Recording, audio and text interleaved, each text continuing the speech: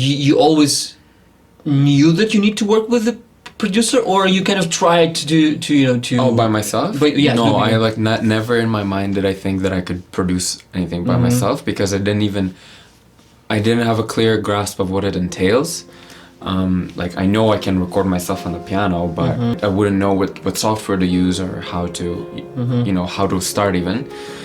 Perhaps in the future, obviously in a couple of years I'll learn more, and I've already learned a lot from you. But I think to have another musician to have their input into your music makes the music richer, because it now not only contains the soul of one person, it contains the soul of two people. And if you have another musician on it, then there's three souls in there, So even if I myself become an educated enough producer to be able to do it on my own, I don't think I'd ever want to sit there and do it just on my own. How many years have you had this sort of setup where you have a studio at home? Well, I work in the studio as a producer for 20 years, 17 years. But beside this, I do other stuff. Like I perform outside. I play drums. I play piano. I do live sound for different bands and events. But mainly I work in a studio, and it's been like for a while. The industry and the technology changed so much. Let's say last 10 years. That everything became so accessible, and the technology and the knowledge and everything. So it kind of became natural to have a home studio and more efficient. Have you ever done work similar to the kind that we did together? So working with a singer-songwriter and doing a full album? I worked with more than 100 singer-songwriters, artists. The artist's involvement in the production, would you say it differs?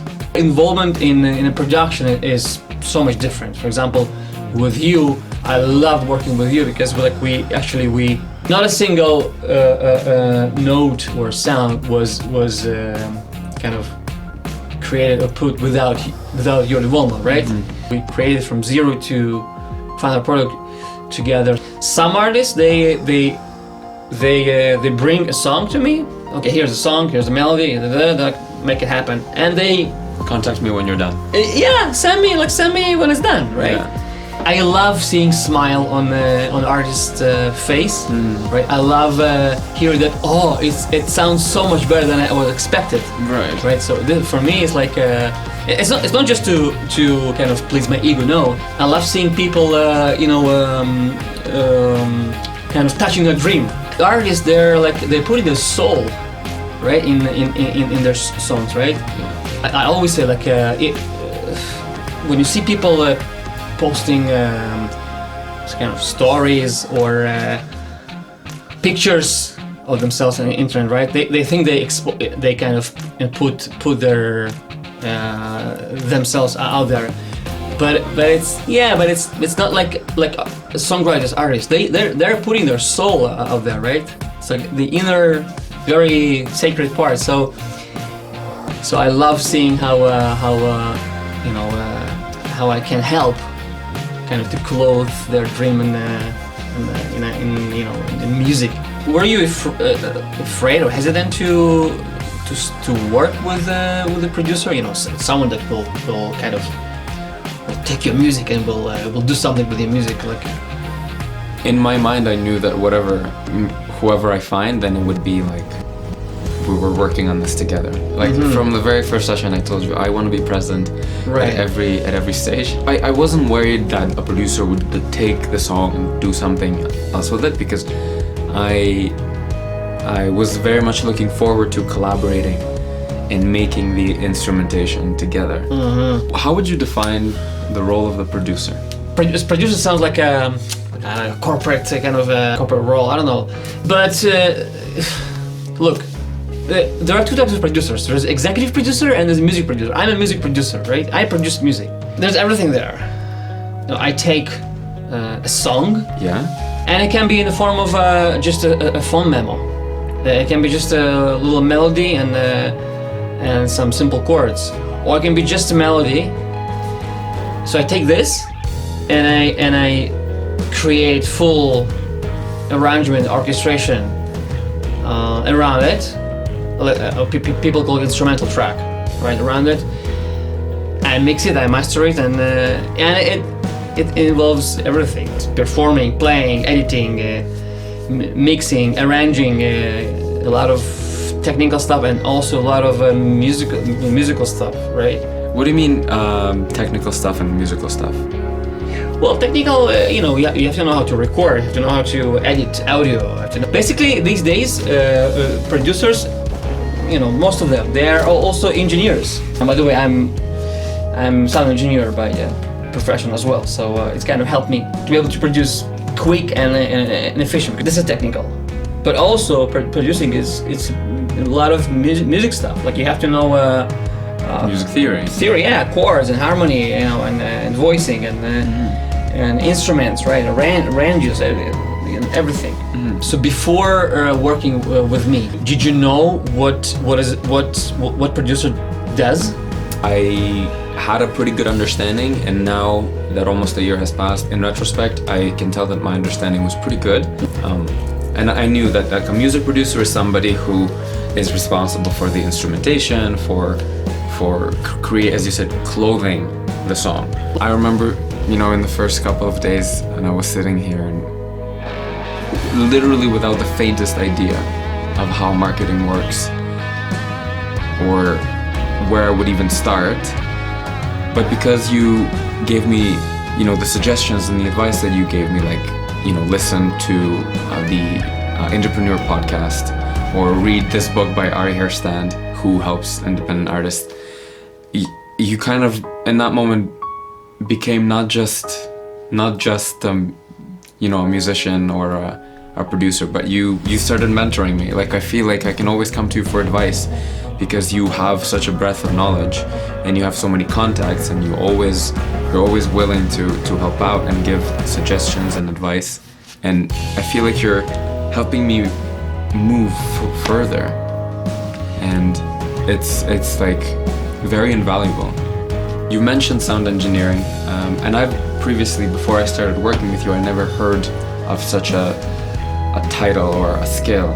So if you had to explain sound engineering to a person who doesn't know anything about it, how would you describe it?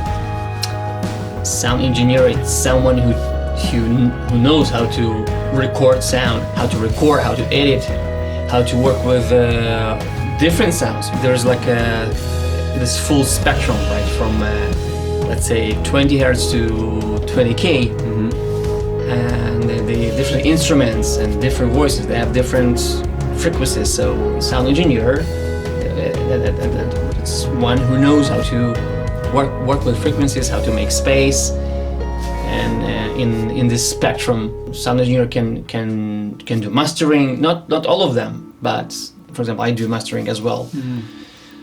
I just work with audio to make it sound pleasant, beautiful. Right. There's also that thing that you do where you sample a guitar sound and then reverse it and compress it and do all of these effects. Or for example, when you record my voice, make a sound and then you compress it and you create a percussion out of it. Is that something that's unique to a sound engineer? Well, you see, this is already where we like in this kind of crossover area. It's like when I tweak your voice and I put different effects and I reverse it and I put the distortion on or whatever, like a crasher with beat crasher. So at this moment I'm engineer and producer, right? So I take my idea as a producer, creative idea, but I know how to implement it. How to execute it. Yeah, how to execute it, yes. Right.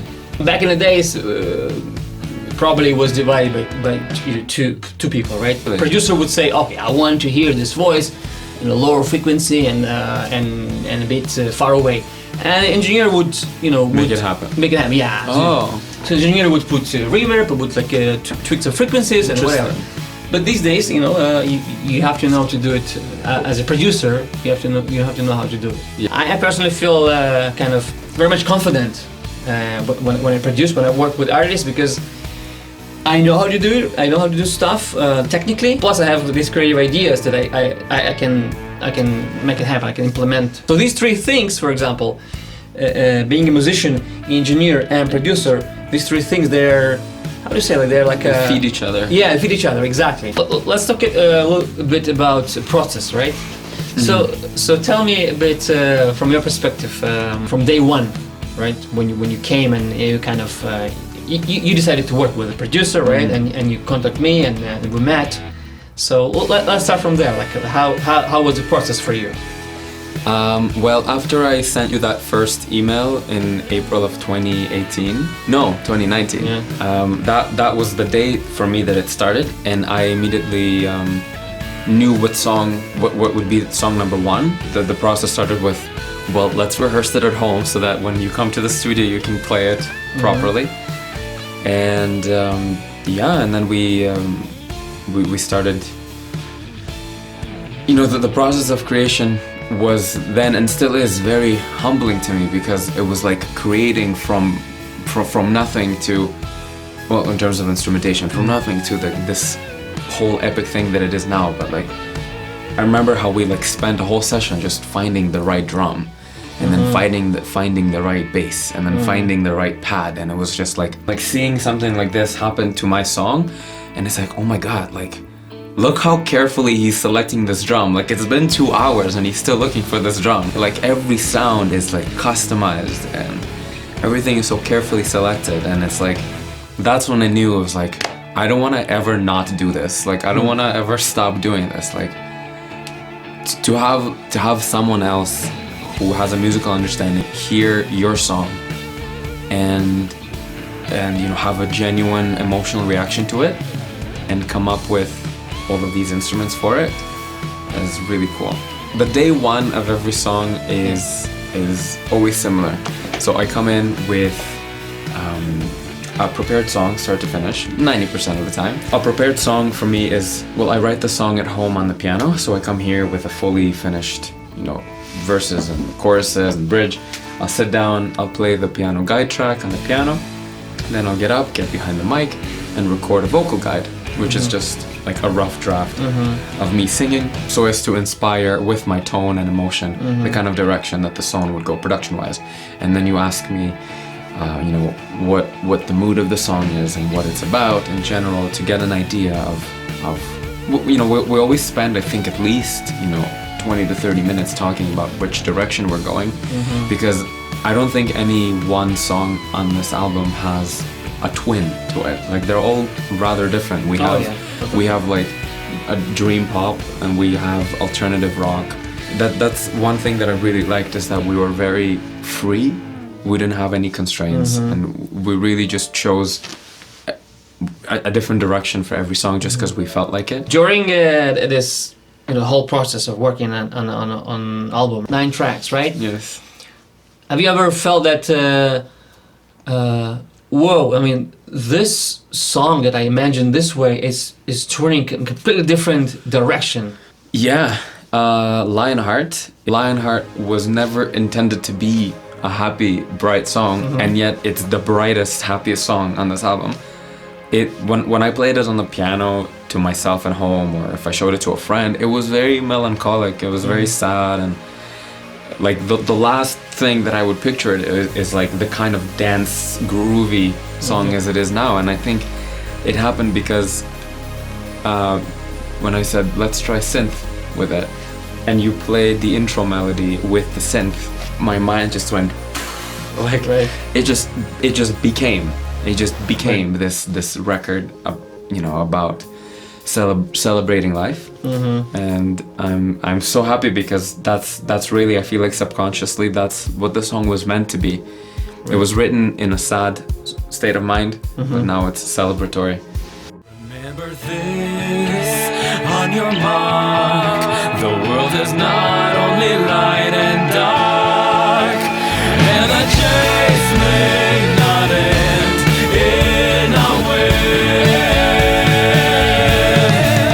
And if you want to survive, you need to learn how to be alive. Every choice that you make is a gift. Remember race, on your mark. The world is not only light and dark, and the chase may not end in a win.